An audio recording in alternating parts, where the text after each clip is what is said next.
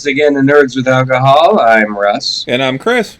And this is episode 185. 185 back in our virtual nerd basement. Guys, happy quarantine.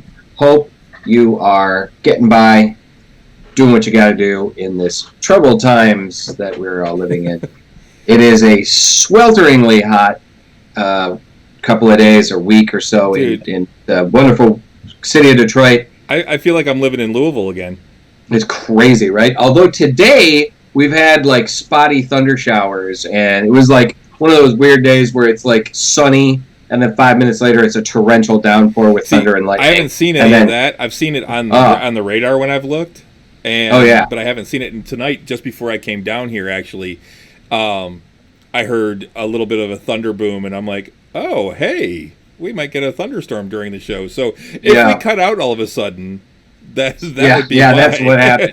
Yeah, Stella and I had to run a couple of errands, and I had one of those like all night gaming sessions on my computer last night, so I slept kind of late.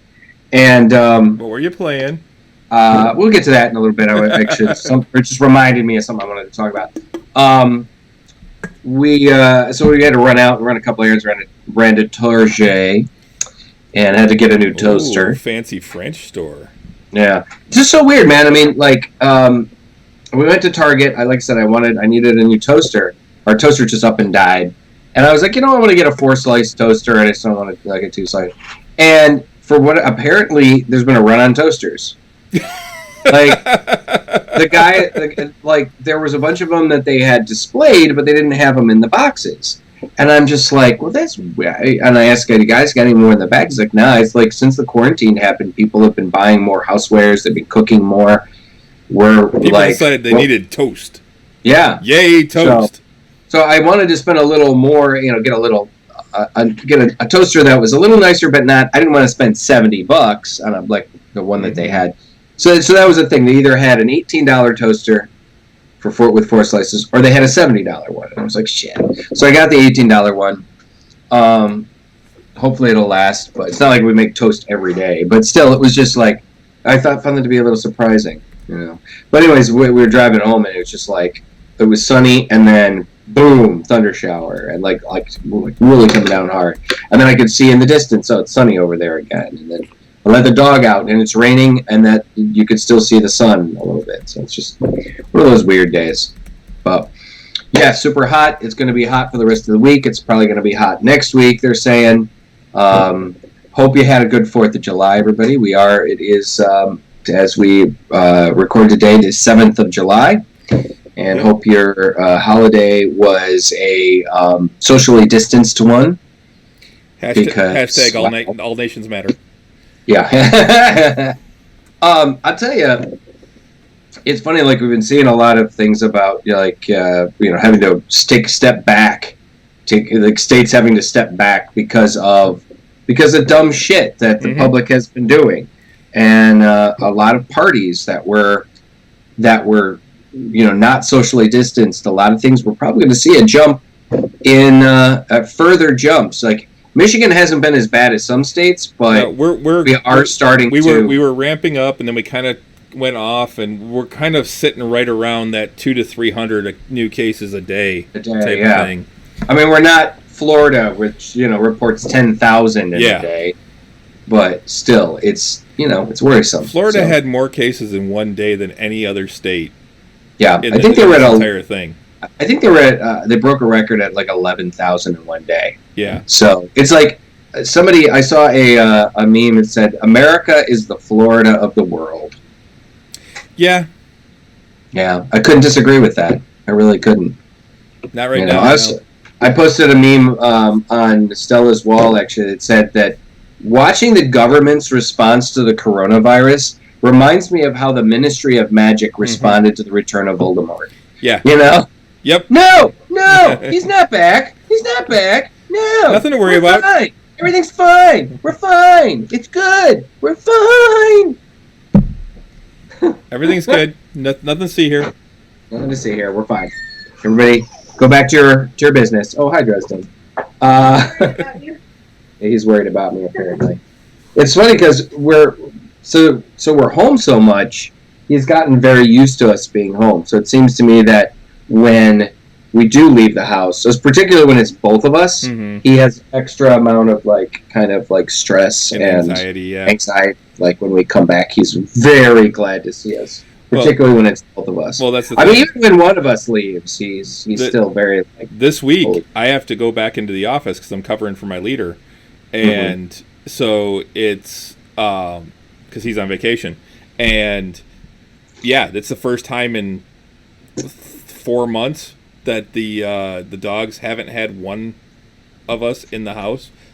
Sure. I mean, for extended periods of time. I mean, Renee and I have both gone out at the same time, but for the most part, it's been one of us in the house at least. Right.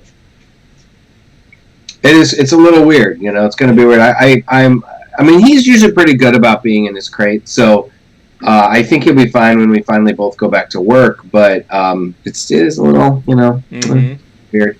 I am still waiting to go back to work completely. They have not brought me back yet, but it should be any day now. So, waiting on it, looking forward to it. So, what are you drinking? Well, how is it? Did we even? Did you just tell me how your week was? No, I mean it's been pretty much. It was your typical week. I mean, I had a long weekend. Was off Friday, Saturday, Sunday, which was nice. Got some stuff done around here, mostly hobby related. Got some stuff printed out. I've been printing out some of the stuff from the this new guy that I'm. It's not really a Patreon. It's actually a subscription that I'm doing to his 3D modeling.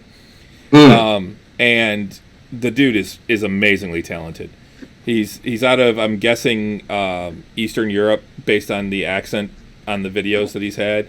Okay. And hey CD, hey DK, welcome to the show, guys.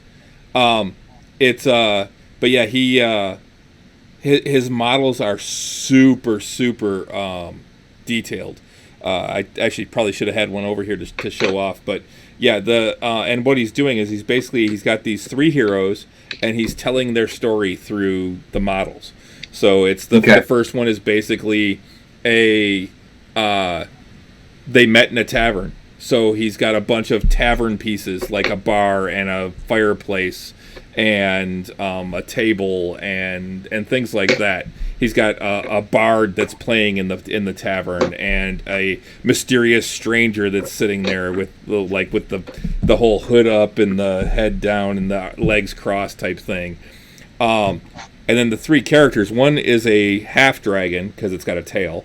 One is a female. It's a male half dragon, a female human, I think, and a male human.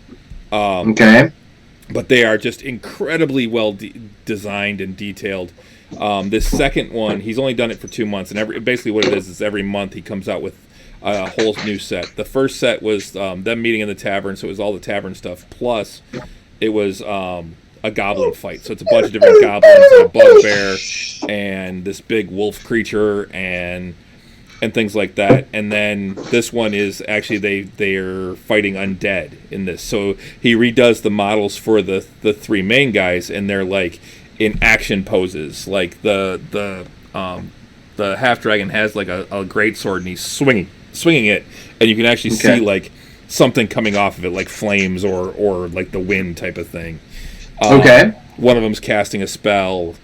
It's actually really cool the way he's doing it. And then it's a bunch of undead, and the main undead in this one is a white, and he looks fucking badass. Got skulls all over his armor, and he's got a flaming skull in his hand, and it's really, really cool. The guy's stuff is so incredibly detailed. Very cool. Yeah, and actually Ed Rohn is the one that pointed him out to me. He sent me the link to him, and I'm like, you know what? I'm going to go ahead and subscribe and see what this guy's stuff is like. And I've printed out a few things, and they come out absolutely fantastic. Okay, very cool. But yeah, other than that, though, I am actually in the office this week, probably just this week, and then I'll be home for a couple of weeks. Actually got vacation in there too, but I'm betting we have an announcement tomorrow about our actual return to work, and when they're going to want us back in the office. With everything going on, I don't see how they can say that everyone has to come back in the office when we're packed in like sardines. I just don't. Right. I don't get that. But we'll see what they say. My guess is that they're probably going to say they want people coming back in August, and then by the end of August they're going to want everyone back in, at the latest. So interesting. Well, it's as much as I am in support of everybody staying at home and being safe and everything, but I also understand that the companies have got to get back to work. People have got to get back to work. There's only so long. That's the thing. We haven't stopped working.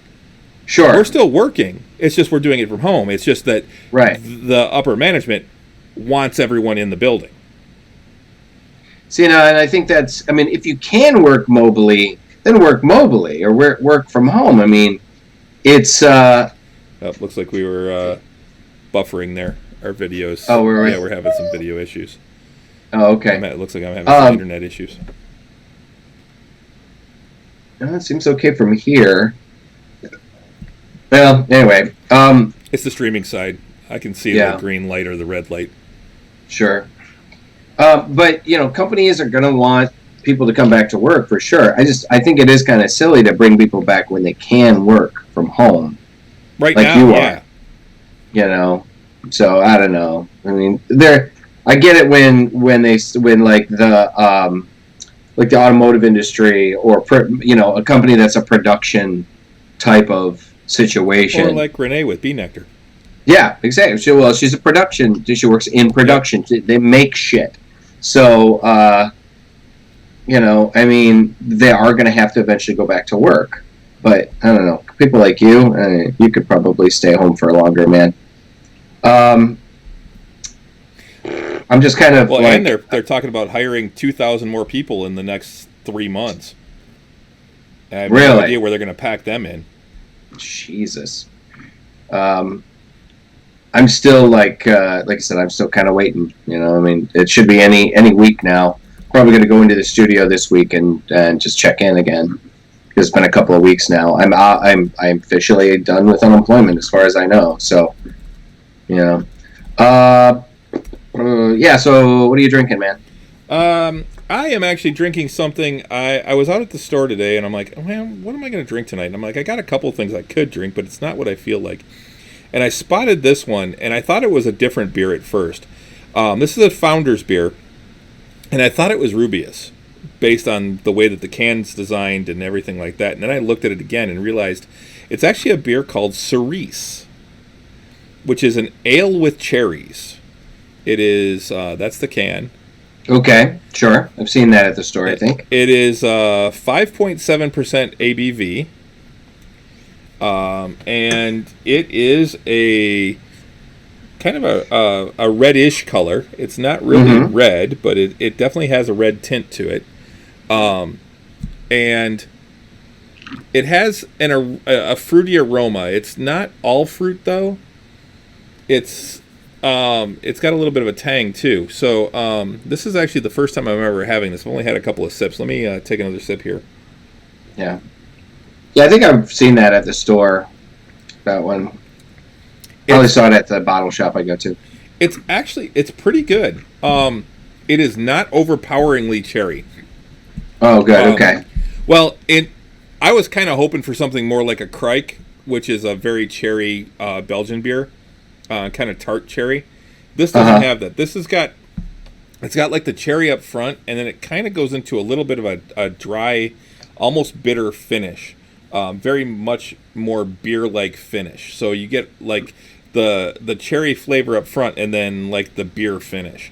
So it's kind of a weird combo. It's not bad. The cherry does linger a little bit. There's like a hint of cherry still on my tongue. But yeah, it's not bad. I'd probably give this about 3.5 bottle caps. 3.5. That's a little on the low side for you. A little bit. It actually. Wow. Okay. No, you just haven't moved. I'm like, wow. It looks like you're locked up. No, you just haven't moved. But yeah, it's. I mean, it's not great. It's good, but it's not great. Okay. I would drink this again, but I don't know that I would drink several of these. It's the kind of thing, on a hot summer day like this, it's actually pretty refreshing. So, alrighty. So yeah, I mean, I would say yes. If you like cherry flavor and you like fruit beers, give this one a try. This would probably be really good, like as a half and half with, like their porter or their oatmeal stout, even. Probably be a good mix. So, I was just pulling up stuff to talk about the shows. So what about you? What are you drinking? Well, I'm actually drinking a Woodchuck today. This is the Woodchuck Sippin' Citrus. And I haven't had a Woodchuck. Sippin' Citrus. It's their grapefruit hop cider. It's a 5.5 and a nice 12-ounce can. The juice, pairing the juice of common eating apples with grapefruit and Cascade hops, this cider has a distinct citrus taste. Yes, this is very grapefruity. I am not a big fan of grapefruit. But I will say that the apples are toning it down a little bit so that it's a little more drinkable. I doubt I would order this regularly. I got a 6-pack, a little pricey too for a 6-pack of a Woodchuck, but I mean it's not bad. Don't get me wrong. It's just not really my speed because I'm not a big grapefruit guy. Mm-hmm. I mean, if you were to pair it with maybe some orange or whatever to kind of make it a little sweeter, but it's if you like grapefruit, you'll definitely like this. If you like citrus, you'll probably like it. I'm gonna take another little sip here. Yeah, I think it would be better if it was cold. I couldn't get it. It wasn't refrigerated. Mm-hmm. It's also one of those things that's like, it reminds me of like when you get like grapefruit, when there's like a group of citrus candy, like you got lemon and orange and and grapefruit, and it reminds me of that grapefruit candy a little bit. So it's not like really sweet, but it's also not like completely tart. So I know I'm kind of going in circles here, but I'm probably not going to be a big be purchasing this again a ton. But at the same time, it's not terrible. It's just not my favorite. If I liked grapefruit more, I'd probably like this more. Yeah, I might have to try that out because I actually do like grapefruit and I like Cascade hops. So some of my favorite beers are made with Cascade. So, like Two Hearted is made with Cascade, I believe. Sure. So that's what I'm drinking. So Woodchuck Sippin' Citrus. From of course Woodchuck Hard Cider. It's one of the granddaddies of cider, the modern cider movement here in the United States and the world. And you again were some founders. Cerise, excellent. All right, so jumping in. So I think the first thing we need to talk about is the insanity that is people confusing art with real life. Right. Yeah. For anyone who hasn't heard, there was a huge thing. Forbes even carried the article, and I saw it when she tweeted it out. But Laura Bailey of Critical Role and many video games and big fan. She's a big fan. She has a massive catalog of work that she's done. She's extremely talented. Very talented. Beautiful singer too. She's actually probably one of the most talented voice actors actresses on Critical Role. She's got a huge range. Mm-hmm.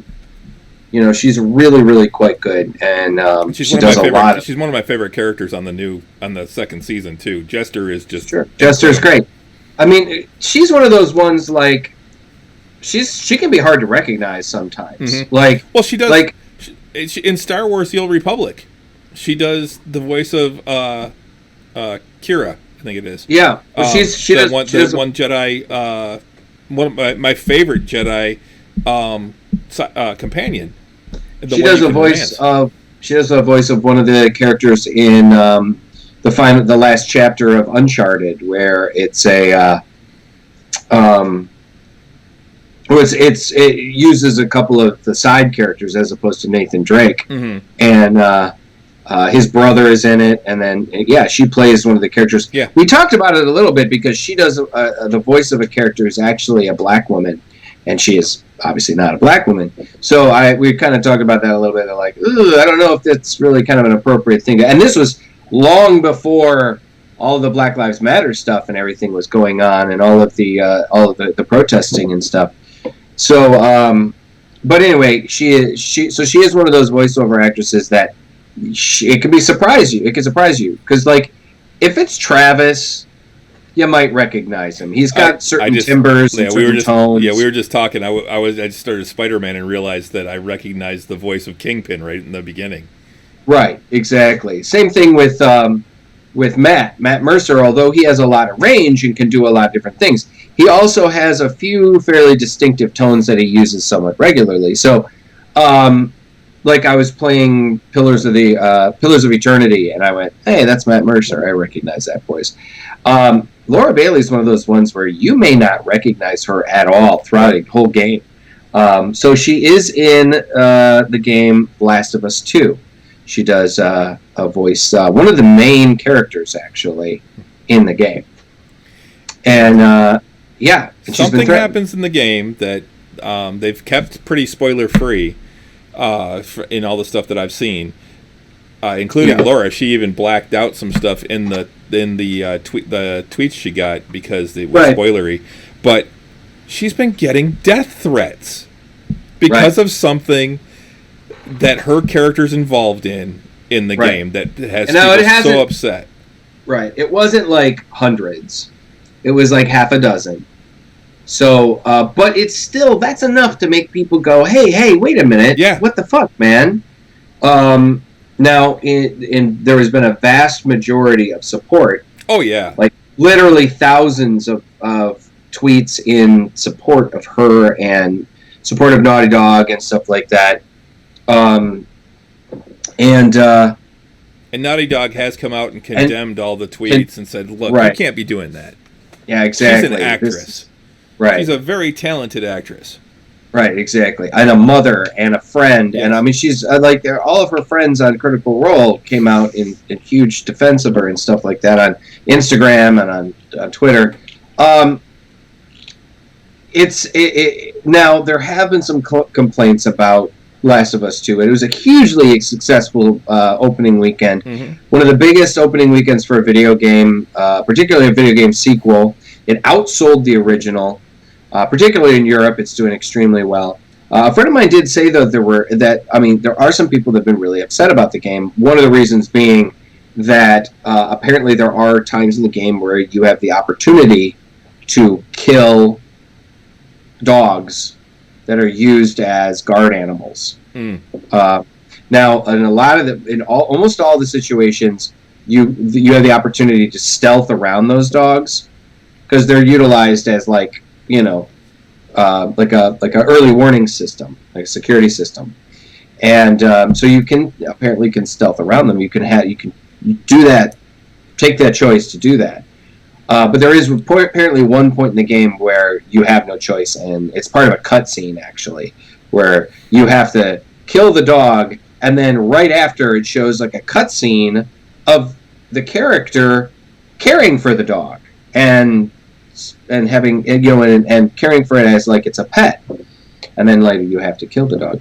So there are a lot of people that are very sensitive to that, and they're very upset about that. I'm sure Renee is not going to want to play this game now. Yeah. Because of that. So apparently, a friend of mine was saying that it's not the first game that where you have to kill dogs or wolves. Oh, absolutely, or something like or that. wolves or something, right? Exactly. I mean, you have to kill a lot of wolves in Witcher 3. It's a standard animal that comes at you and attacks you pretty regularly. And in Wolfenstein, the game I've been playing, you have to kill. They've got attack dogs that they use. In fact, it even gets worse in the sequel that I have, the where you're playing the main character's daughters. Mm-hmm. It's actually really cool the way they did it. They've set up this game where it's called the New Blood, I think, or something like that. and it's if you play the main character's teenage daughters, like about 15, 16 years after the previous game, the New Colossus, and there are like attack dogs that attack you, and you have to shoot them. The Nazis make them even worse by strapping bombs to them. Oh, yeah. Oh my God! Can you make it even worse? Can the Nazis be even worse? But the game is pretty cool because it's not just like a continuation of the previous game. It's similar, but they have some game elements that are very cool, like things, like certain abilities and things that you could do in the previous game. You have to earn in this game by spending points and stuff. So. It's also built to be a game that you can play with somebody online. Uh-huh. And the cool thing is if you have the game, you can invite somebody else to play the game with you, and they don't have to own the game. Oh, okay. Yeah, so it's pretty fucking cool. For the deluxe version, apparently, if you have the deluxe version, which I bought the deluxe version. I think it wasn't really any more expensive. I can't remember, but it is. It's a pretty cool evolution of this game. But anyway, yeah, it's not the first time you've had to kill a digital animal in a digital game, and I think it's a little silly. Somebody had told me that GameStop actually had to put a stop on returns on the game because people were so upset that you had to kill this animal. I still want to play the game, and in fact, I want to play the game even more now because of the people making threats to Laura Bailey. Yes, me too. Because fuck those people, man. You can't threaten an actor because of a role they played. That's like that's like threatening somebody that played Adolf Hitler in a movie. That's like playing or Ted Bundy. So now everybody is gonna people are gonna go and threaten what's his name, the kid from High School Musical, Zac Efron. Zac Efron played Ted Bundy recently on a Netflix movie, and apparently did a very good job. Did a hell of a job, hell of a performance. Now what? People are going to threaten him because he played a serial killer? Come on. Yeah, I mean it's ridiculous. I mean, there've been many times that a favored character has gotten killed off in something or something like that, and there aren't death threats for the person that played the character that did it or anything like that. I mean, come on. Well, although this actually might have happened. I mean, did Joss Whedon get death threats when he killed Wash? Yeah, maybe. Maybe. Actually, speaking of Joss Whedon, he's been in trouble lately. Apparently, he's been called out for shitty behavior on the set of. One person called him out, but other people have come out and said that they didn't see anything that was shitty behavior. The guy that played Cyborg said that he saw some really, really unprofessional, crappy behavior, and then and apparently Kevin Smith came out saying that one of the times he went to the studio or went to the set to visit, that he saw or that he had heard, or I think he had actually. One of his friends had told him, who was also working on the movie, that Joss was kind of mean about the work Zack Snyder had done already. Yeah, like that's what I had heard, was that he was talking shit about Snyder's vision and what he had done on there, which I can't blame him. Yeah, but it's still kind of crappy. I mean, the guy he shouldn't have been talking shit about it on the set of that movie. But with people that had already worked with it, already put time in, because it wasn't just Zach's work; it was everybody's work at that point. It was all the digital artists, it was the cinematographers, it was a lot. There was a lot of people involved, and Joss Whedon is suddenly coming in and dogging it out. Not cool. Before it was even finished, not cool. So. I still appreciate Joss Whedon. I still like him, but I still think he's one of the best dialogue writers in Hollywood. Yeah. Charisma Carpenter also came out saying, that like her character of Cordelia, like it was written off from the Angel show and whatnot earlier than she would have thought. She got pregnant, so they are like, okay, I guess we're going to write you off the show. When they could have maybe done something different. I don't think Charisma Carpenter was necessarily ready to leave the show just because she got pregnant. Well, they wrote her off earlier on, and then she came back. Yeah, but from what she was saying, I mean, when she told them that she was pregnant, Joss got really attitudinal with her. He got really mad. He got real passive aggressive. Is basically what it was. Dresden, this is not a toy. Ugh. Anyway, so I don't know. There's a lot of toxic behavior, toxic stuff. People are being called out for these days, and people are assholes.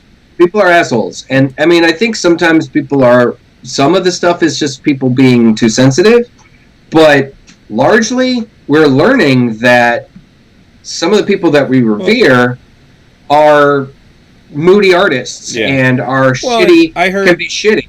I heard that the guy that played Cyborg was really pissy. He didn't want to do the booyah. Yes, that was another. He had a real problem with that, and they're like, "No, that's an established thing that Cyborg says. We want you to say it."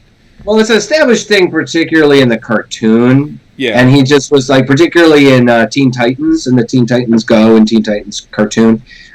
So I don't think he really wanted to appropriate that from that cartoon and from that version of the character, which I can get. It's kind of a. I think he was just being a moody actor. He might have been, but I think it is also kind of being that is beneath me. It's a dated thing too. I mean, people don't really say booyah anymore. So I get that. At the same time, I mean, is that the hill you're going to die on, man? You know, I mean, they're talking about. I mean, that character of Cyborg was meant to be an important character. You know, I mean, DC Comics was elevating Cyborg from being just a member, and has been for the last decade or more. Elevating Cyborg from being a Teen Titan to being in the Justice League to being a major African-American character, a more visible African-American character in the DC universe. And, I mean, he was very important in Flashback or in Flashpoint, excuse me, in Flashpoint. He's very, very important in Flashpoint. Dresden, stop. And, it's not just my dogs. Yeah. So, I mean, they're still planning a solo movie, and he's supposed to have a big part in the Flash film coming up too. He's supposed to be the important part of that. So, I mean, do you really? I mean, you're going to be an important part of the DC cinematic universe. Do you really want to be, known for being a pain in the ass because of booyah? Yeah. It's kind of like complaining that Superman says "Great Scott" or "Great Krypton," or "Up and away." I mean, those are they're old and somewhat dated, but they're Superman. But they're Superman. I mean, he doesn't really say "up and away" anymore. He still says "Great Krypton" or "Great Scott." Great Scott. So I don't know. Well, he can't say "Holy shit." It's a comic. It's a comic. Superman did. Batman would be more likely to say "holy shit." Batman would be one that would drop the F-bomb. Oh, for sure. For sure. I mean, you got to remember, Clark Kent's a farm boy from Kansas. Yep. He doesn't swear out that much. So, but anyway, back to the whole death threats to Laura Bailey. There should be no death threats to any actor for playing a role. No, not for playing a role. You want to make a death threat because of some dipshit thing they said? That's your ass. Nobody should be making death threats. Nobody should be making death threats, period. Yeah, exactly. But you certainly should not be threatening somebody because of a role they play. Yeah, or wishing them dead, or they're hoping their kid gets cancer. What the fuck, man? Yeah. There's some really rough things that were said to her. And I hope that the people... I'm sorry. Ronan is one of the prettiest babies I've ever seen. He's a really cute kid. Those two's genes melded well. They did. I think, yeah. I mean, if you want to speak out about somebody's political views, fine. If you want to talk, make some sort of crappy comment, fine. But death threats, it's not, Now that leads me into something else here. I mean, separating the art from the artist. Mm-hmm. That's it's kind of a thing that we've been dealing with for a number of years now. Because we're seeing people, we're finding out, about artists and performers and celebrities that are pieces of shit, that we still really appreciate their art. Now, I'm talking about more so recently, J.K. Rowling has been very vocal in her support of anti-transgender of the statements and whatnot. She's been very vocal on Twitter and stuff like that. That just surprised the hell out of me. Right, exactly. It surprised a lot of people because, I mean, she has established that, I mean, she's not a homophobe. She has established major characters in her stories that are gay. Yeah. Very, very vocal about how Dumbledore was gay. And she even came out saying that a couple of Harry's classmates were gay later on. And she said, oh yeah, in canon, a couple of, I think it was Sean Finnegan and Dean Thomas. And so she's not a homophobe. But for whatever reason, she does not feel that trans women should be given the same rights or consideration as regular women. I think her whole point is stating that by stating that you're diminishing what normal women, what biological women are going through or go through their struggle by saying, trans women are, and I mean, trans women have their own struggle that they've got to go through. They got even more struggles. They've even, if anything, more, right? So, they need they need the support, they need the help, and so she's been very, very vocal, and a lot of people are saying, "Oh, well, fuck her," and I'm never going to see another movie of hers again. I'm never going to see never going to read her books again. I'm never going to buy the books for my kids. I'm like all this other stuff. And I think that's a big mistake. I think that's a shame because what she wrote isn't expressive of her views. I mean, it doesn't discount a lot of the good things she's already done. I mean, she has donated like half of her fortune to charitable things in England and around the world. She's actually done a lot.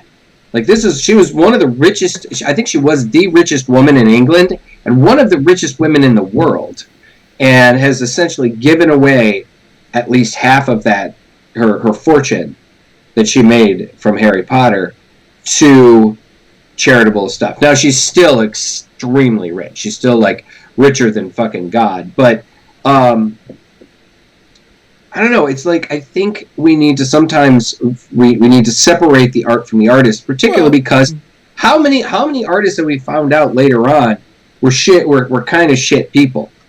Well, but I can also understand the other side of that. I mean, that is how you show how do you show your displeasure with what they're saying, with your wallet. Right. You stop supporting them. You stop doing things like this whole thing with the Redskins, the Washington Redskins. All of a sudden, now they're going to change their name. They should have fucking changed their name decades ago. They should never have been named the Redskins. It's a derogatory term. I mean, yes, I agree. And the reason that they're looking at doing it now is because with the whole Black Lives Matter movement and all of the everything else, a bunch of the Native American tribes have come forward and said, look, this is offensive. And a bunch of sponsors have gotten behind it and said, you know what, we're going to pull out if you don't change the name. Yeah. So now that's what's causing it is money. Other than that, Dan Snyder, the owner of the Redskins, said he was never going to change that name. And they'd been talking about it for years, for like decades. They've talked about how that and as well as a couple other the sports names, the Cleveland Indians. The logo. Cleveland Indians. Well, the whatever it is, I forget the name of like Injun Joe or something like that. The logo that they have is also offensive, and so now they're talking about changing their name and their logo. Yeah, and so I get that, sure.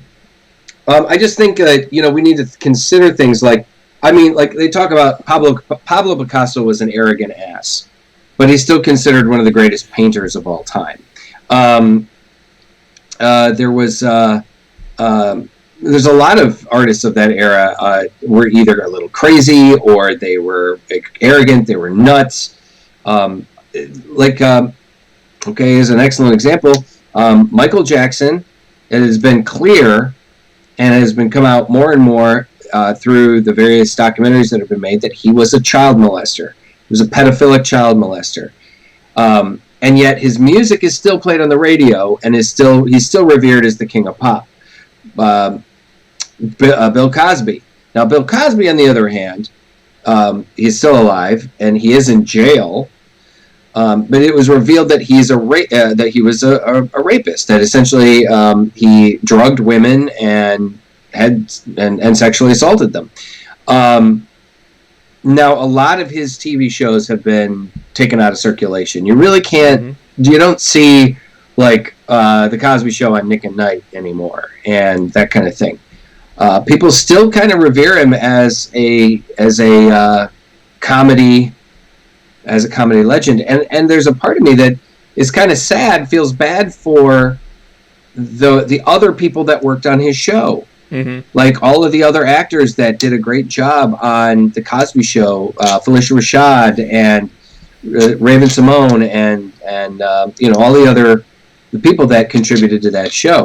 Roseanne revealed that she was a racist piece of crap, and they fired her off of her show. Thankfully, her show, the new show, is still going on, The Connors, and it, in my opinion, is a better show. So it's just like we're figuring. So I can't hear you. What? Right. Stella brought out the point that the writer of Alice in Wonderland, Lewis Carroll, there was the idea that there's rumors that he was pedophilic as well, that he fell in love and wanted to marry the 10-year-old girl that he patterned Alice after. And there's just I don't know, it's this kind of thing that we're dealing with now, is like where do we draw the line, from separating the art from the artist? Where do we how do we go? How bad is it? What do we do? Do we still appreciate, something they've done even after they kind of screw up? You've got people that make a mistake and say something stupid on Twitter, and then people are immediately like, oh, I'm never going to support that person ever again. Even after they apologize, say, hey, man, I screwed up, I'm sorry. If J.K. Rowling all of a sudden were to say, you know what, guys, you're right, I apologize, I'm sorry. Does that absolve her? I don't know. No, she'd have to come out and say, hey, I'm sorry, here's a big pile of money towards transgender support. Yeah, she certainly would, that's for sure. I don't know. I've seen people, I saw a meme where somebody took a black marker, a Sharpie, and went to the Harry Potter books, which I have here on my shelf, and just crossed off the Rowling name on every single one of them. So, I don't know. I've heard things about, where do we draw the line on what kind of behavior? I've heard of certain comic book artists back in the 60s that were kind of elitist assholes, from time to time. Well, being an asshole is different than being a racist or a sexual predator or things like that. There's a big difference there. Yes, absolutely. Just being an asshole doesn't necessarily mean that your art is bad, or that you shouldn't be supported by anyone. You're just an asshole. A lot of people are assholes. True. A lot of people are assholes, and sometimes surrounded by assholes. Yeah, surrounded by assholes, and sometimes that comes with being an artist. Sometimes being an antisocial person is equated with being an artist. Alan Moore is considered the Shakespeare of the comic book industry, one of the greatest writers of the 20th and 21st century, and yet he's still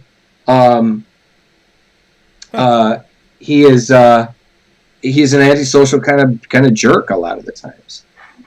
Several researchers tend to agree that Alice in Wonderland is more of a satirical take on Victorian mathematics, as he disagreed with it greatly. Stuff like smiling without. Huh. I had never heard that before. That's interesting. I have not either. That's really, really cool. I'll have to look into that. Thanks, Mayo. Yeah. Mayor of Albuquerque. Maybe? Is that what that is? Maybe. Hey, man, if you really are the mayor of Albuquerque, that's fucking badass, If you're not, it's still kind All right. Welcome to the show, man. That's great. So anyway, hey, guys, chime in on the Twitch stream or on the Facebook thing. Let us know what you think about separating the art from the artist. Give us some examples if you can think of them. Like I said, we've already talked about Michael Jackson. We've talked about Bill Cosby. From what I understand, Elvis had some issues, some real serious issues. Still considered the king of rock and roll. Where do you draw the line between revering somebody for their art? You're going to find something on everybody. Absolutely. Yeah. I mean, James Gunn, hell of a writer-director. He said some really shitty things in the early days of Twitter. Yeah. 10, 12 years ago. He's trying to be a shock comedian. He's trying to be edgy. Yep. And it got him almost fired from Marvel Films. Well, it did get him fired. But then they rehired. Yeah, they realized. Actually, speaking of him, I actually finally watched his movie Super. Yeah. I think last week. Fucking good. Yeah. It's really fucking good. Yeah, Rainn Wilson plays a guy. He's kind of this schlubby guy that marries this woman who's played by Liv Tyler. Fantastic, beautiful woman. She's really got a lot of problems, though. She's a recovering drug addict, an alcoholic. Her life's a mess.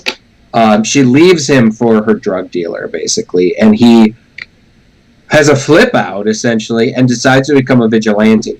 And Ellen Page is in it, figures out that who he is and wants to become his sidekick. And it's a pretty fucking badass film. It's pretty cool. Cool. Yeah. So anyway. But yeah, so don't make death threats to people because of. Please don't make death threats. God, please don't make death threats. Yeah. Honestly, God, there are better ways to solve your problems, figure things out.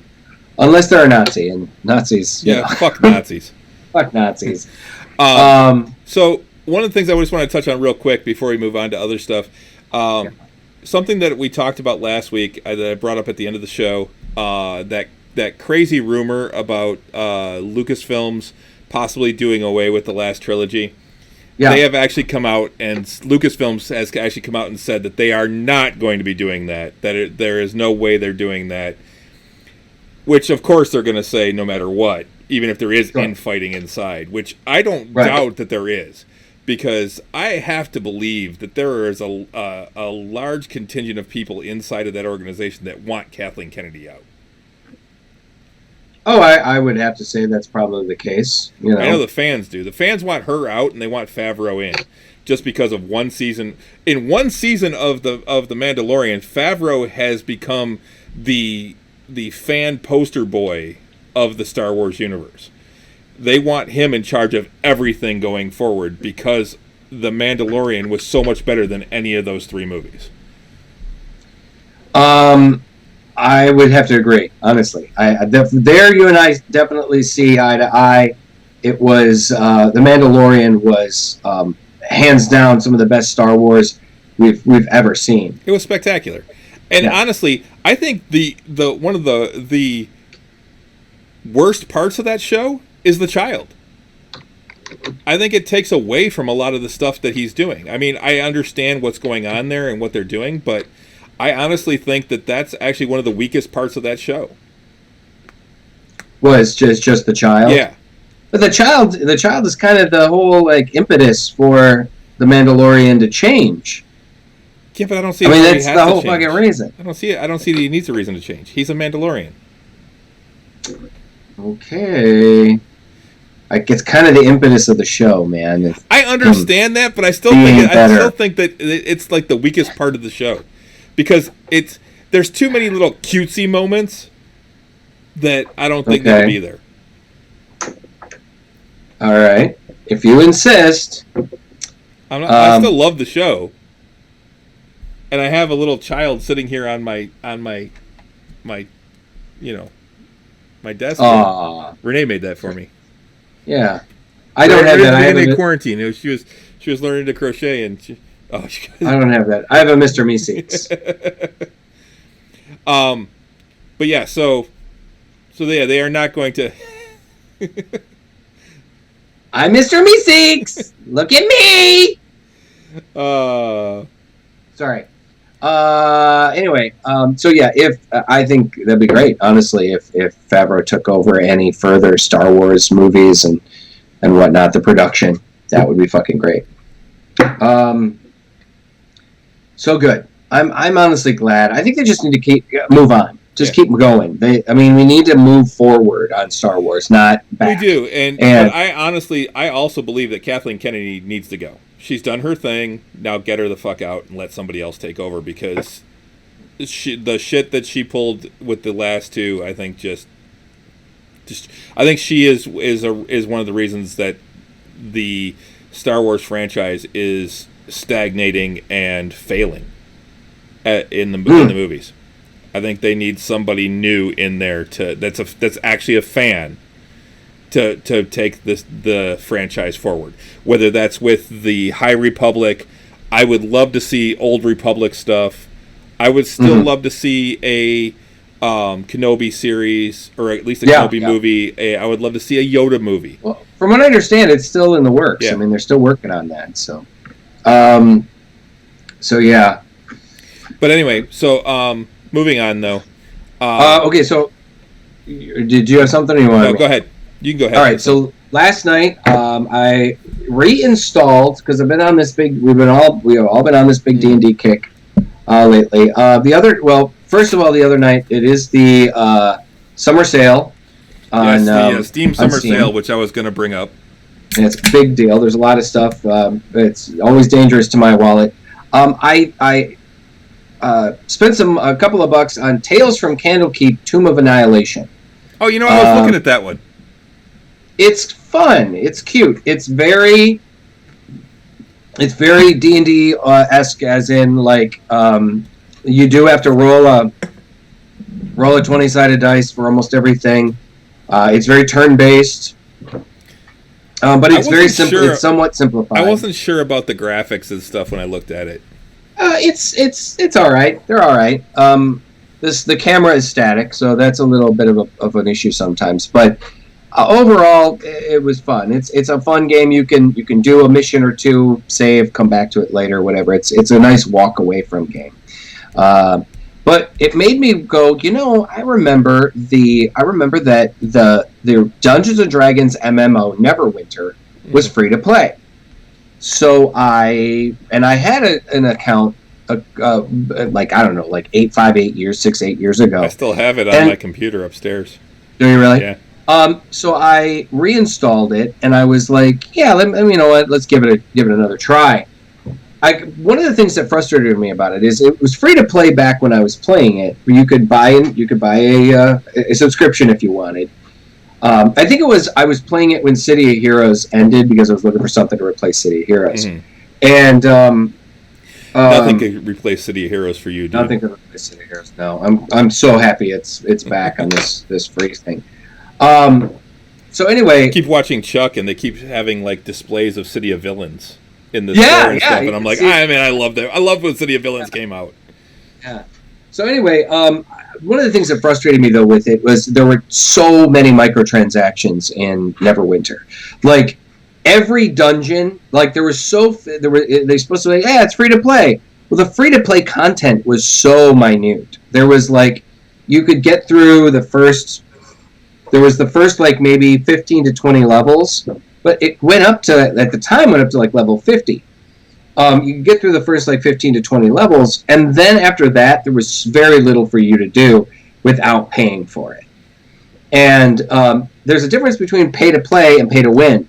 And for that game, it was very much pay to win. A lot of the content was locked down. If you didn't have an account, you could pay for individual things if you didn't have a subscription, you can pay for individual, like, oh, here's an adventure, a series of missions and adventures. Here, I'll pay $3 for that. I'll pay $3 for this. I mean, whatever.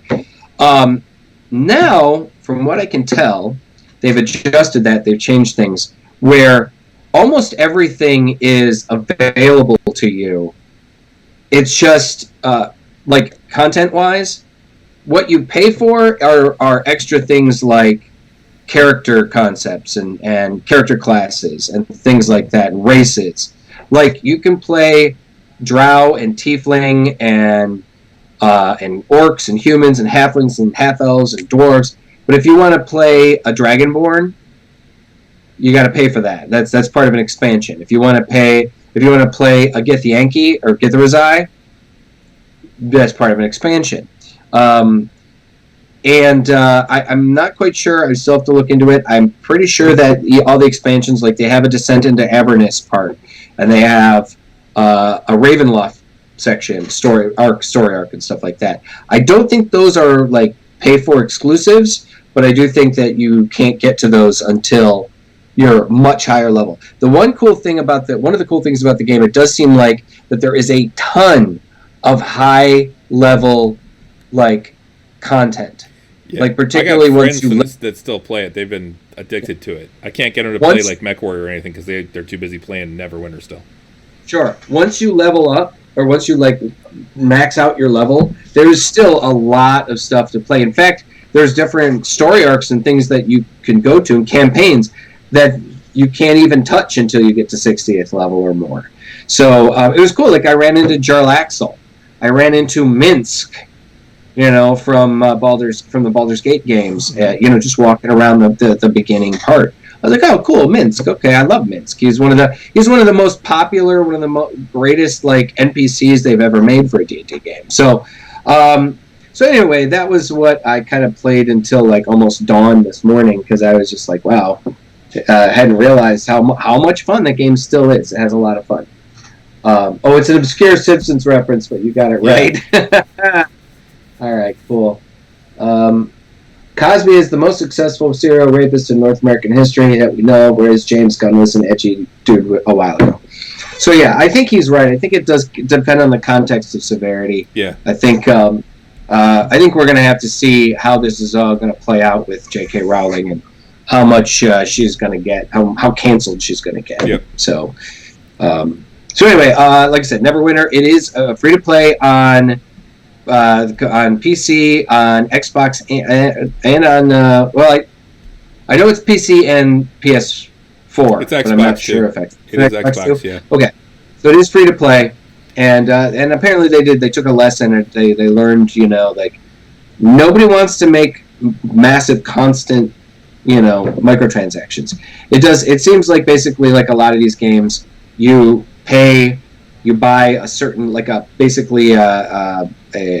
currency within the game that you can use for other things. So you can get better weapons, better armor, better, some better, like, character options and stuff like that. But ultimately, it says a lot of, if not all of the content is available. So, So anyway, had a good time. So that was one of the things I wanted to touch on. What do you got next? Well, we've got an announcement for a new TV show. Yeah. No release dates or anything, but Amazon is developing a Fallout TV show. So exactly, a TV show based on the Fallout Bethesda. Games. Yeah, the Bethesda games. Yep. The guesses are that it's going to premiere sometime in 2022 or 2023, and it's actually, I believe, from the the producers or the showrunners of Westworld. Yes, that is correct. The creators of Westworld. The production company behind Westworld. The official Fallout Twitter account broke the news. Lisa Joy and Jonathan Nolan, who are the creators of Westworld. It's a brief video that teases the collaboration between Amazon Studios, Kilter Films, and Bethesda Game Studios in traditional Fallout fashion. The video starts with a close-up shot of an old TV screen, starting with the title cards for the studios, then switching over to a test pattern as the sound of televised gunfire, explosions, and screams suddenly cut out. So it doesn't. You're right. The video doesn't confirm any details, but the Fallout universe has tons of possibilities for a potential series or film. We could follow a community of survivors hundreds of years after the bombs fall and wipe out civilization, like in most of the Fallout games. We could see more of life in the 50s-style ultra-imperialist USA of the late 2070s as the Great War approaches, which we got to experience ourselves at the beginning of Fallout 4. Or maybe it will be about the continued adventures of Fisto, the security protectron turned sexbot, who you can recruit in Fallout New Vegas. Who knows? Personally, I'm majorly excited for that game. It looks like I mean for that show. I love Fallout 4. I've made no there's no bones about it that I am a big fan of Bethesda and their games, particularly Skyrim and Fallout 4. I'm hoping. I mean, it was like Fallout 4. They took everything that they learned from Fallout 3 in New Vegas, all of the positive shit from Skyrim that they also learned, and said, all right, we're going to integrate all this stuff and make this amazing Fallout 4 game. And it really is. Story-wise, very, very cool, very entertaining. The building aspect is awesome because you can build up all of these areas and make bases and all this cool shit. It's really, really a fucking fantastic game. So, so I'm really looking forward to it. It's one that's always been on my list, but I haven't ever gotten into them. Mm-hmm. Exactly. But I mean, it's a very ripe setting that they could make a really great show about. For those of you guys who don't know, in the Fallout setting, it takes place in a world in the United States long after the bombs dropped, in a world where nuclear power was a lot more common. So where they got nuclear technology was developed a lot earlier, like in the late 1900s instead of the 1940s. So by the time the bombs drop, so basically in the 1950s and 60s, the aesthetic was still the aesthetic of the 50s, but the technology was more advanced. So you got cars that ran on nuclear batteries. You had robots and AI and computers and laser guns and all these other things, and television and all these other different things. But they had an aesthetic that was much more 1950s, 1960s. 40s, 50s. So 40s, 50s more so, yeah. Very atomic punk is what apparently is, I think, the idea. Mm-hmm. So you see, even though the game that you play takes place long after the bombs have dropped and you've come out of the there was a Great War in 2077. Right. So destroyed pretty much everything. Right. And when you come out of the Fallout shelter, you still see all the ruins and everything and all of the artifacts that you find. There's very much of that aesthetic. So I think it'd be fucking really fun. I think it'd be really cool to see a show based in this series. I think it'd be cool. Like I said, the gameplay is great. They've even improved dramatically Fallout 76, which was supposedly their online kind of game. Yeah. Whereas only PvP. And I played it for a while, but I gotta admit, I kind of lost interest because there were no NPCs. It was all just other people online. Mm-hmm. And you had creatures and robots and other things that would attack you, but there was no NPC, and the story that you would play, it was weird. It didn't live up to expectations. But apparently they have made huge updates to the game, and that it more or less fixed that, and people are coming back to the game. They're saying it's a lot better. So I'm planning on giving it another shot. So Fallout will be the new GOT with super mutants as White Walkers. Fuck it, just get the same cast. I'm down. I'm in. Down. Fucking down. Although I would like to see a different cast. I don't need the same cast as Game of Thrones. Yeah, not necessarily. As much as I like Peter Dinklage, I'm fine with him being in there, but I don't need Kit Harington or Sophie Turner or the kid that played Brandon. We'll see. I think it's going to be a cool show. I think Maisie Williams too, because Maisie. Maisley's great. And Khal Drago. Let's see. I'll watch it. Let's bring him back. Yeah. I'll watch him as a super mutant. Yeah. Exactly. Dude, you really should play the game. It's really good. And like when they expanded the game with the DLC. Can I just jump right into Fallout 4? Because that's the thing. I never played any of the other ones, so I didn't know if I. Yeah, you don't have to play. I mean, I played Fallout 3 and I played most of New Vegas, I think, and they were great. I mean, it's a great game. But yeah, you can jump right into Fallout 4. You don't have to play any of the previous games. Okay. It's very user friendly. It's very explains everything. Yeah, they have like little 50s like infomercial videos, right? That tell you how to do everything. Yeah. I've seen some of those. Yeah, the cartoons that you can see online.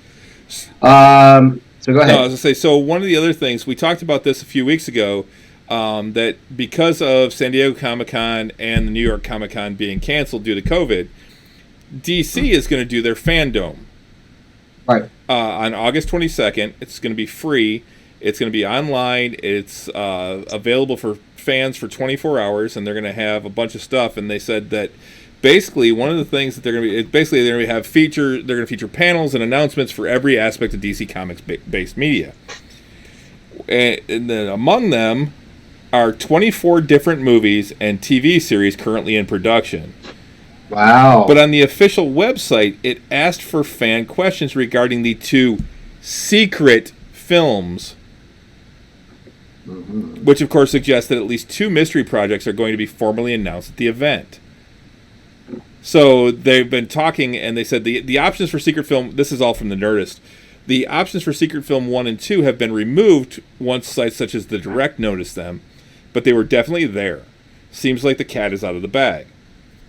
So now they're talking, they said, what could those 2 secret movies be? And they have speculation on what their top picks are, what their top 5 picks are, what they think they'll be. Okay, hit me. Number 1, with an 80% probability, because they give probabilities too, like 8 out of 10, whatever. So I'm going to say 80% probability, The New Gods.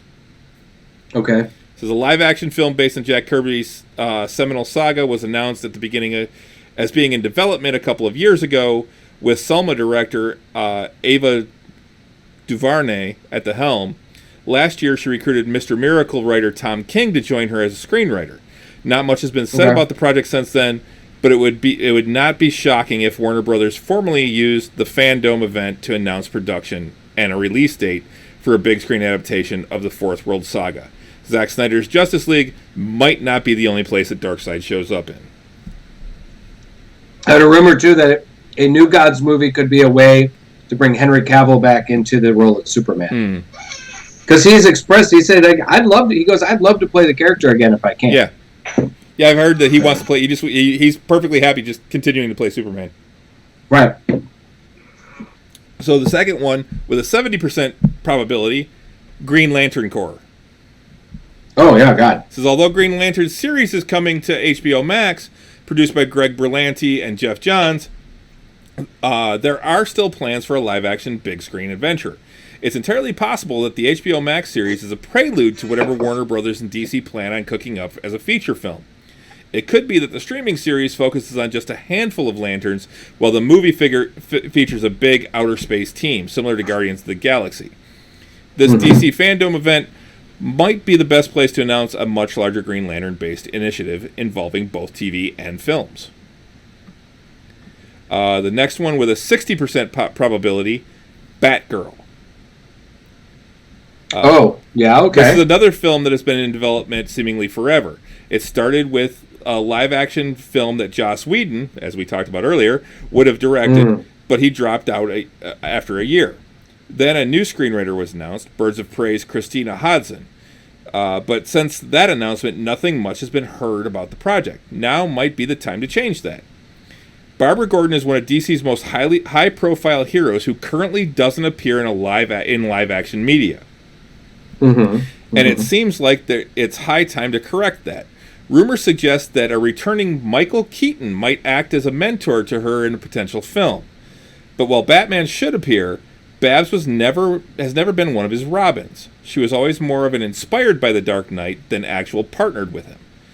Hopefully that's not the case. However, Bruce Wayne as mentor should be the premise of our next entry, which is also at 60% Batman Beyond. Mm-hmm. Okay. A film adaptation of the Bruce Timm animated series has been rumored for years and is something fans have wanted to see forever. Nearly 20 years after a movie version of the 1999-2001 cartoon was in active development, but it got dropped in favor of Christopher Nolan's Batman Begins. With the news of Michael Keaton possibly returning as Batman, this has made those rumors take on some new heat. Keaton is just about the right age to take on the role of an elderly Bruce Wayne training his replacement, teenager Terry McGinnis. This seems like a no-brainer. I still think it's a few years away, but an announcement wouldn't be out of the question. And then the last one, with only a 30% probability, is J.J. Abrams' Superman film. This is another one that seems a little pie in the sky, but stranger things have happened. Right now, there are a lot of different pieces moving around that seem to indicate this could become a reality, and it would certainly be a huge reveal that would break the internet. For starters, J.J. Abrams recently signed a huge deal with Warner Brothers, and working on big IP is part of what they want Abrams in on. Justice League Dark for HBO Max is said to be one of those, but we know WB has bigger things in mind for JJ. Most importantly, we know JJ is a big Superman fan. He wrote a script for a movie about the Man of Steel called Superman Flyby nearly 20 years ago. In Hollywood, Abrams is the king of the soft reboot, meaning he could do a whole new take on Superman that still has Henry Cavill in the role. That's something a large majority of fans want. And probably for this one is kind of low. The probability for this one is kind of low, but it sure would be a big headline for the event, wouldn't it? Be a big deal. I'd be happy with any of those. I think the New Gods would be a bigger stretch. I mean, it'd be a little more, because not everybody knows who the New Gods are. I think a lot of casual fans might know who Darkseid is because he's been featured in so many cartoons. But a lot of the other New Gods, not really. But yet that's the one with the highest probability. We'll yeah. But that's, and I know they've talked about that as well in recent years. I've heard for sure about the New Gods. So it's kind of like Marvel doing the Eternals. Yeah, exactly. I mean, and honestly, the Eternals are. Well, the interesting thing is the Eternals and the New Gods were both things that Jack Kirby worked on. They're both Jack Kirby creations. It's like they suddenly they want to take the King's like creations and go, hey, we got to run with these things. It's so it's kind of interesting. It was like I said, I can't remember which he made first. If he made the New Gods first or the Eternals, he probably made the Eternals first. But it was like Jack had a thing about gods because he worked a lot on Thor as well. So he had a big thing for like godly type characters. So I don't know. I'm in for any of those things, man. That'd be great. Speaking of CW stuff, Stargirl was announced that Stargirl is getting a second season already. They're not even halfway through the first season, and they've already announced the second season. And Stargirl will be leaving the DC streaming app and going directly to the CW. Oh, okay. So I'm kind of bummed about that. I am too, because it means I can't watch it. Right. But at the same time, if it's going to go on the CW, then it'll be on Netflix or, like all the other CW shows go eventually to Netflix. I would imagine, also, who knows, maybe that they will eventually all go to the CW once Netflix loses or Warner Brothers doesn't renew the what's it called, the license.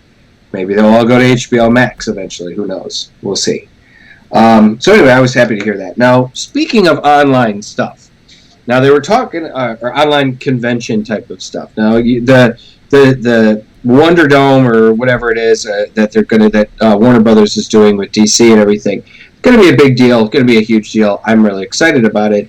San Diego Comic-Con Just real quick, New Gods was actually before Eternals by 5 years.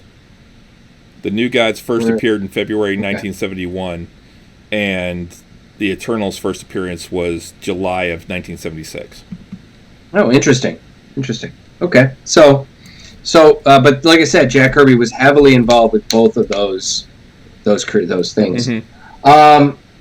So anyway, where was I? Oh yeah, okay. So San Diego Comic-Con is of course canceled, just like almost everything else in 2020. This is really going to be 2020 is going to go down in the history books as the year of boredom. This is the quarantine year of boredom. Yeah. The cancel year. San Diego is doing things a little differently this year. Titled Comic-Con at Home, you have a front row seat to some of the biggest names in comics and entertainment without having to deal with the crowds clamoring towards Hall H. And the panel details for the late July event have now been revealed. Taking place between July 23rd and July 26th, the virtual SDCC will feature 300 to 400 panels, according to the Wrap. 300 to 400 panels in 3 days. That's incredible. Among the official big-name panels so far are, it says, Deep Breath, Archer, Bob's Burgers, Bill and Ted, a Constantine reunion with Keanu Reeves. There's some big stars were in that movie. Mm-hmm. The Walking Dead, Fear the Walking Dead, the new Marvel TV show Hellstrom, The Simpsons, Solar Opposites, which is that new cartoon on Hulu made by the guys that created Rick and Morty. It's actually pretty funny. What We Do in the Shadows, and a conversation with Walking Dead creator Robert Kirkman. Expect the likes of Marvel Studios and Netflix's The Witcher to also feature. Holy shitballs. There may be live elements to some programming. It's expected that all panels will be filmed ahead of time by studios and networks and submitted in advance. So I'm expecting a lot of Zoom calls. Mm-hmm. Probably, yeah. In essence, that removes one of the most appealing things about Comic-Con, the fans. With no Q&As, no reactions, and no instantly iconic sharp intakes of breath and loud cheers, think Natalie Portman taking the stage with Mjolnir in a Thor Love and Thunder panel announcement, or Zack Snyder announcing BVS, the experience will be a little diluted. No cosplay what won't be diluted, either. I know, right? What won't be diluted, however, is the sheer quantity on show. While no panel has been announced as of writing, though expect some news shortly, it's comforting to know that, should you have your pass, you'll be able to waltz into any of the hundreds of panels on offer. No fuss, no hassle, and certainly no sweat. Perfect. The virtual con season will also roll out late summer with DC's Fandome, like we just talked about, event in August, promising a presence from the Justice League Snyder Cut to Wonder Woman 84 and even James Gunn's Suicide Squad. Now, my question is, how are they going to do that? I mean, do you buy a ticket? Do you buy a ticket like online to what's going on? I mean, to this, does it allow you to sign into some private website? I mean, I'd like to know what they're doing, and I will have to look into that and see if I can find out. Because that is coming up within the next couple weeks. I just clicked on another link here. It doesn't say anything about it, but I will have to look into it. Comic-Con at Home. You got anything? You got something else next? No, pretty much what you were wanting to talk about, so... the Netflix and Hulu taking out that episode of Community. Oh yeah, so okay, this is something that's a little kind of it's been something that particularly the cosplay and the makeup industry has been dealing with for certain things when it comes to fantasy characters, and it's been in light of like Dungeons and Dragons doing this whole thing about removing the concept of evil races and things like that, and somebody brought up the idea of like how they're taking out the idea that the Drow are evil, or that orcs are natural evil, that kind of thing. And when people have brought up, well, what about mind flayers, and what about things like that? Mind flayers are specifically a monster. Yeah, they're not an alien. They're an alien. They're not meant to be like some humanoid race that you're supposed to play a character of. I don't think they've ever made a like any kind of information on potentially playing a Mind Flayer in D&D. Mind Flayers were specifically, I mean, Drow were too specifically made to be a villainous race. Yep. Well, Mind Flayers were meant to be a monstrous race. Yeah, they were. So they were supposed to give you fucking nightmares. Right. They're not supposed to be something that you're like, oh, what if there's a good guy Mind Flayer? No. We got to draw the line somewhere, guys. I mean, Squid Face, you're evil. Yeah. I mean, stuff like that it's one thing to call them out for saying, or for people to go, no, maybe an entire race of black elves, we shouldn't represent them as being evil. In today's day and age, maybe that's a good idea. A face, an alien race with tentacles on their face, those are monsters, man. And a big jaw. And a big jaw that eats brains, of living creatures. Come on. There's a difference. Exactly. Like, once again, this the hill you want to die on? I mean, this is stupid. Anyway, so in light of that, there's been a lot of, over the years, there have been a lot of talk about what do you do with drow face paint or drow when you're playing a drow character. These are characters, this character race is black. Their skin is black. If a white person or not a person of color puts on that makeup to play Jarlaxle or play Drizzt or to do a cosplay of those characters, are they doing blackface? Is it a racist statement? Is it something that people should be condemned for? I say abso-fucking-lutely not. It is a costume. It is part of a costume of a fictional character in a fictional race, fantasy race. They are not painting their face to be somebody from, like, the African equivalent continent in D&D, which is I believe is Chult. They're not pulling their eyes back using lifts to play an Asian character. They're not darkening their skin with reddish tones to when they put on a Native American costume or something like that. Those are racist kind of things. Those are at the very least racially motivated and shouldn't be done. In all honesty, I think if someone wants to play a drow, no matter what their race is, even a person who is African American or anything like that should still be wearing black makeup. Because it's not. They're not brown. They're not brown. They're not what we say is a black person. That's right. It's not even a truly a natural black either. It's more of a purpley black. Yeah. It's a black that shines purple. I did a body paint a couple years ago we did a dark elf, and it was great. We used a dark purple. It's actually black with purple highlighting and silver and stuff like that on a white girl, on honestly a redhead. I mean, she's very pale, and it looked great. It was fantastic. I've never gotten any problems with it.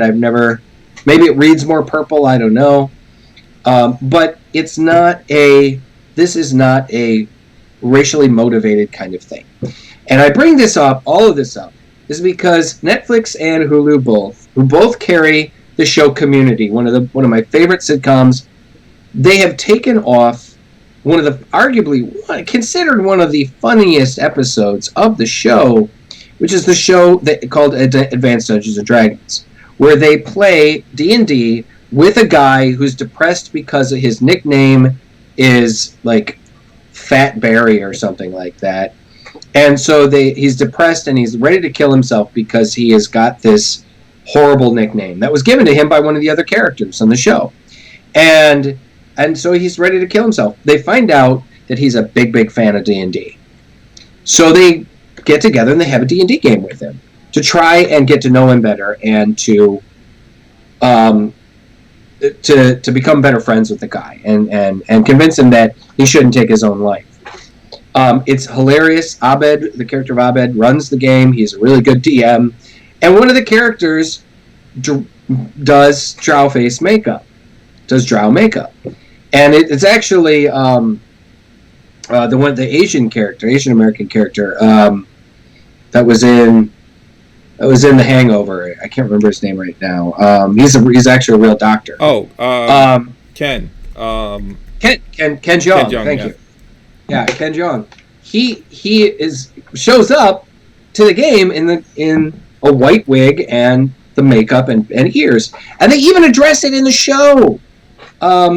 Nicole Brown, her character, or her character actually addresses it. Says something. Can we talk about the hate crime that's being perpetrated right now? And he looks at her. He goes, "This isn't blackface. I'm a drow elf," and they deal with it and they move on. They don't even. It's not even an issue. But apparently Netflix and Hulu. Now apparently the creators of the show have come out in support of it. They're like, hey, if you want to take it off and whatever, it's your choice. You do what you gotta do. I think it's a shame though that I just looked up the pictures.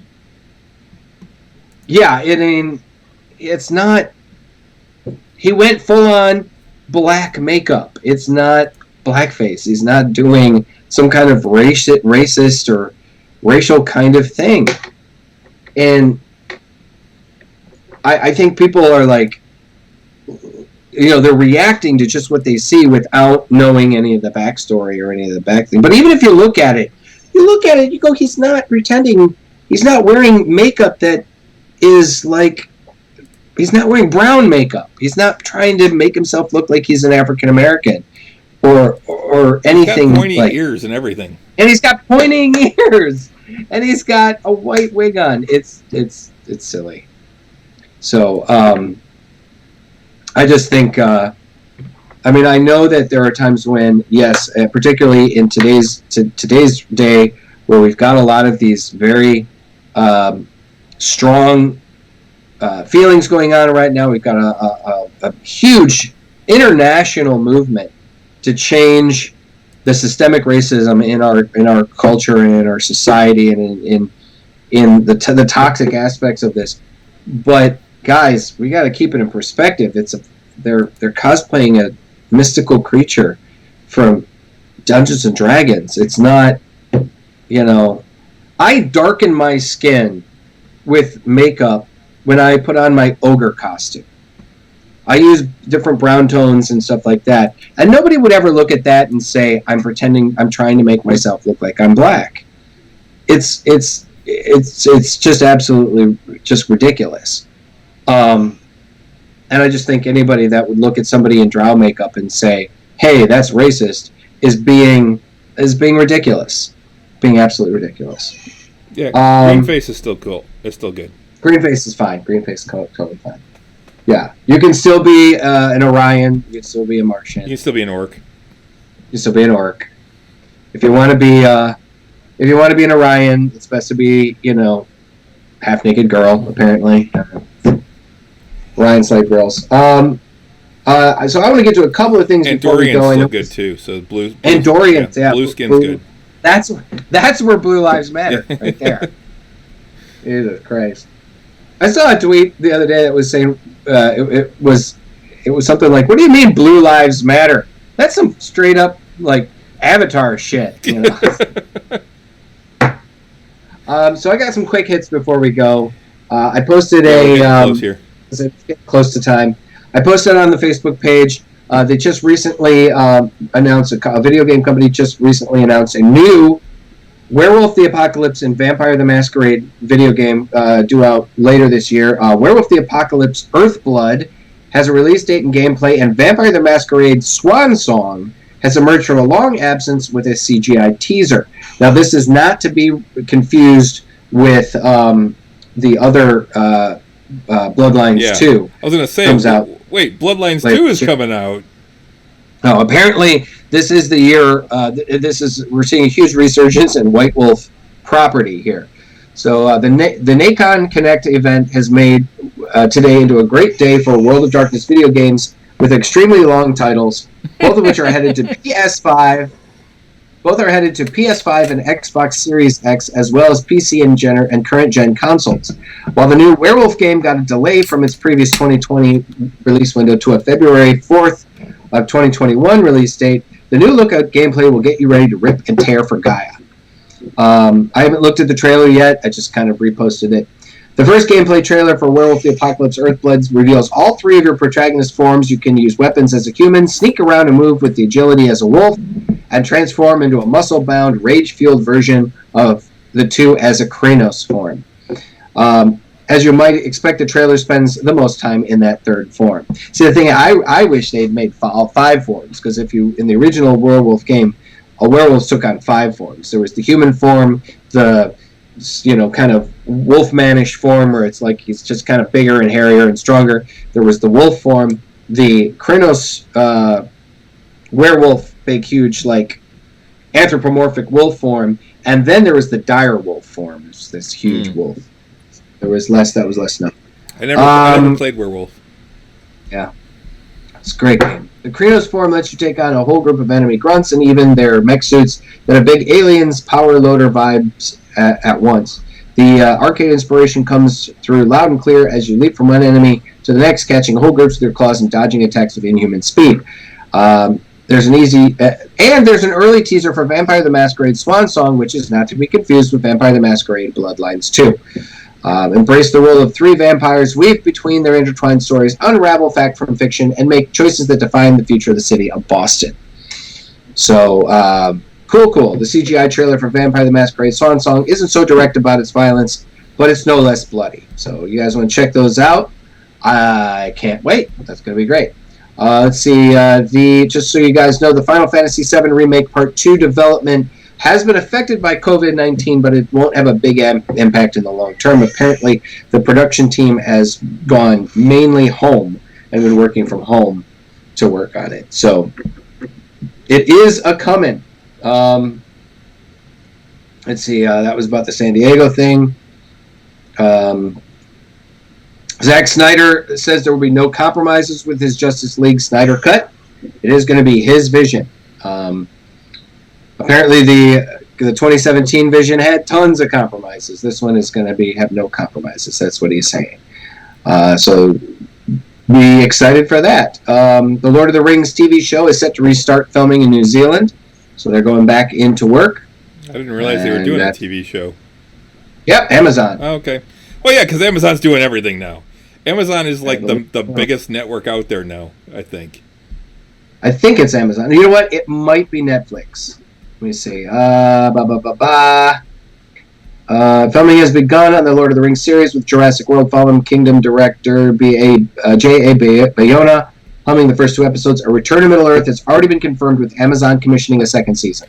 Yeah. So they're not even done with the 1st season yet. Amazon's already said, yep, give us a 2nd one. So Amazon. So yeah, Amazon is the place to watch shows now. Yeah, sure as shit is.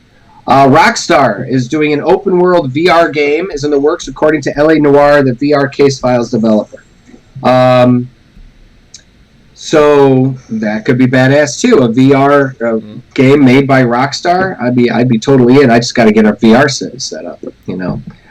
Given that the work is seemingly just beginning, it could very well be a new experience that lands on next-gen consoles such as the PS5 and Xbox Series X. For now, we can only speculate, but it's exciting to know Rockstar is working on a new VR experience in a big AAA open world. Well, they're saying that whole Star Wars Squadrons is going to be playable on VR. Yes, exactly. But it's all a spaceship battle and stuff. So, there was also a lot of rumors circulating about GTA 6. I don't think we're going to hear anything about GTA 6 for a while because they just announced that they're remastering GTA 5 for the PlayStation 5, which is nuts because originally PlayStation 5 came out on the PS3, so it was out on the PS3, it was remastered for the PS4, and now going to be remastered again for the PS5. Holy shit! Let's see. Andy Serkis, I never watched Expanse. It's on my list. Sorry, CD posted Expanse for Amazon, and oh yeah, I watched everyone. A bunch of my friends have said that I need to watch it. I started watching the first episode, but I haven't actually gotten into it yet. It's probably right as soon as Renee and I finish Chuck, which we're in the 4th season of Chuck, so we're almost done with it. I watched the first season of Expanse. It's really great. I plan on going back and watch the rest of it. I watched it when it was on Sci-Fi or whatever. I started watching it when it was on Sci-Fi, but then I got rid of cable. And yeah, it's really good. I'm looking forward to going back to it later.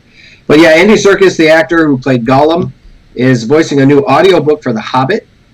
So that should be cool. The guy is a hell of an actor, hell of a voice actor. He's got a lot of range, and he's going to be reading The Hobbit. So that's pretty neat, too. We already talked about the Fallout TV show.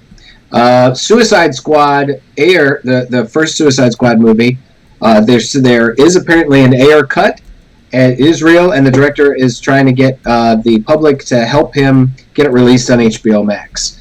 He's asking for for tweets and a response for people to see it. I don't know. I'd watch it if he made one, I guess, but I don't know if it's necessary, really, if we need a director's cut. Who knows? I mean, honestly, we might see some of the Joker stuff that was on the cutting room floor, so we could see. They're saying Spider-Man Into the Spider-Verse 2. Producer says the sequel's art will make the original look quaint, and the original one was groundbreaking. So they're using groundbreaking art techniques in the use of Spider-Man Into the Spider-Verse 2. It's going to be, I bet it's just going to be off the wall, kind of crazy, and I'm really looking forward to that one. Let's see, Audible's The Sandman just got a new trailer, and new cover art. I saw that. So looking forward to that. That looks amazing. I don't have Audible, but I do have, because I have Prime, I do have like 2 free books on Prime from Audible. Mm-hmm. So that might be what I'd be getting it. As much as I like the idea of getting Audible, I just don't know if I can justify another streaming service at $15 $15 a month. It's expensive. Yeah, it's very expensive. If it was like 5 or 10, maybe. But or you're 8, whatever I'm paying for some of these other streaming services, I get it. But the audiobooks, and I listen to audiobooks, regularly, fairly. Speaking of books, though, just something else that I was just thinking of. We're only like 2 weeks away from peace talks. That's right. We sure shit are. So that comes out, I think, while I'm up north. That will be something or just before I go up north. So that's going to give me something. I'm just going to be sitting in a lounge chair up north, just reading my book. It may be a little while before I actually get to that book, but I am looking forward to it. Let's say my last thing today is apparently Gary Larson today, the creator of Farside, put out his very first cartoon in 25 years. Has been put a new cartoon has been put on his new page. I'm going to share this link on our new page because I don't believe you can share the actual image. You have to go to it because there's like a lot of copyright. He's apparently being very careful about the copyright and everything. But interestingly, it's digitally painted. It's all full color and digitally painted. And so Gary Larson, if you guys are a big fan of the Far Side, if you grew up like we did with the Far Side, you might want to check it out because it's definitely a Far Side cartoon. Definitely a Far Side strip here. So I think that's about it for me. I could keep talking and get political. I don't really have anything else for tonight. All right. Well, guys, thanks for joining us again. Thank you for joining us on the Twitch channel, guys. Looks like we had 7 or 6, between 6 and 8 viewers tonight.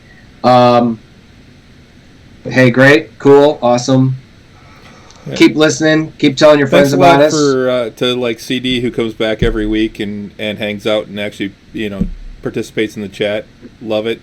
Yeah. Mayor of Albuquerque. Welcome. Nice to see you. There's some very, very smart, really cool comments on the page there, so that was really great. But guys, be sure to check us out, and you can stream us and download us and all these other things from all the places you can find quality podcasting. Ladies and gentlemen, we are on iTunes, we're on Google Play, the Google Play Store, Spotify, Stitcher, iHeartRadio, radio.com, and of course you can download and stream all of our shows at our website at nerdswithalcoholshow.com, as well as finding us on Twitch and on YouTube. Drinking Nerds on both those. Yes, Drinking Nerds on both of those. And you can follow us on most of the social medias. We are on Facebook, Nerds with Alcohol Show. We are on Twitter, @DrinkingNerds. And we are on Instagram, Drinking Nerds. And then if you're on Untappd, the beer app, we are Drinking Nerds on there. Just send us a friend request, and we'll get you added. Exactly. But thanks again, everybody. Yep, thanks again. Good show, man. Good show. Had a great time. Hey, you guys remember, like, always what we always say, or what we try and express here, keep an open mind. Think about these things that we're dealing with in the media and in public and politics and stuff today, because that's what we need more than anything is people thinking and not just reacting right away. That's one of the things why when we do bring up things that are a little more serious on the show is because we want people, I specifically want people to think about them, and think about them before you start doing something like sending a death threat to an actor, or freaking out because somebody is wearing black makeup for a cosplay, not African American makeup, but straight up alien black makeup. Think about these things and keep things in perspective, because that's what we got to do. Oh, and if you like the show, give us a follow, please. Yeah, follow us on Twitch. Follow us on Twitch. We would love it. Follow us on Facebook. Follow us on Twitch. Follow us. We did get one new follower this week. It was Brew Guy CT. Not sure who that is. Okay. But yeah, they started following us last night. So all right. Cool. Welcome to the party, man. All right, great. All right. Well, I think that's gonna about do it. Okay. Yeah. On that note. Until next time. Slancha. That was a pretty good one. That was a good one. Have a good week, everybody. Good night. My mouse has got to work.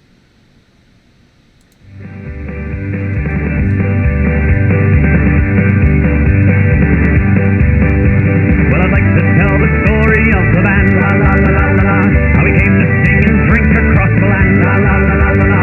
Who started out as fun in the back of an old pub. Well, then we found the whiskey and the meaning of true love. We don't get drunk, we get off.